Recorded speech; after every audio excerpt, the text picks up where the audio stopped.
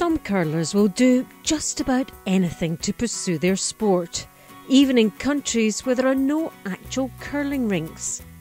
One of these countries is Australia, more noted for summer sports like surfing, cricket and rugby, and definitely not a traditional curling nation.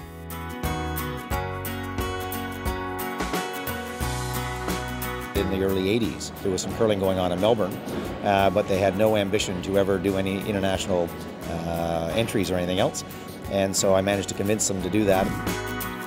Australia made its debut at the Men's World Championships in 1992, and the team qualified a further 10 times, Hugh Milliken skipping on 8 occasions with a couple of sixth-place finishes during those years. All the more remarkable considering the challenges Australian players have had to overcome and continue to do so.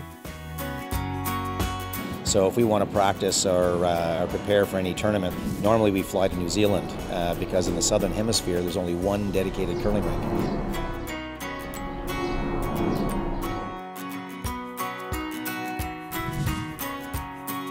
We get very limited ice time in Australia, so I think this year we had about 16 sessions, so 16 Mondays we curled in Melbourne on just arena ice, so straight after skating. We kind of liken it to playing lawn bowls on the beach. Any rock that you throw, you just cannot expect where it's going to go. It's really tough. Because of the distances and expense involved, the 2017 Australian women's team played together as a unit for the very first time at the Pacific Asia Championships. Not ideal preparation for a major championship. Without substantial funding from our government, all players are paying their own way to attend events like this, whether it's our nationals or whether it's a Pacific or World Championship. We've had to rely on New Zealand quite a bit. We go over there for our training and to host our nationals. The last time we actually played as a full team together was in August for about 3 days. And before that was June in our nationals, which was our first time actually playing together. So it's a pretty big challenge for us, but I think we're getting through it pretty well.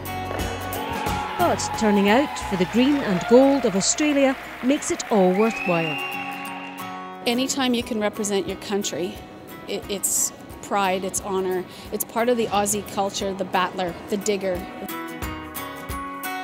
I'm hoping to play for my whole life, really. It's fantastic being in Australia to have that opportunity.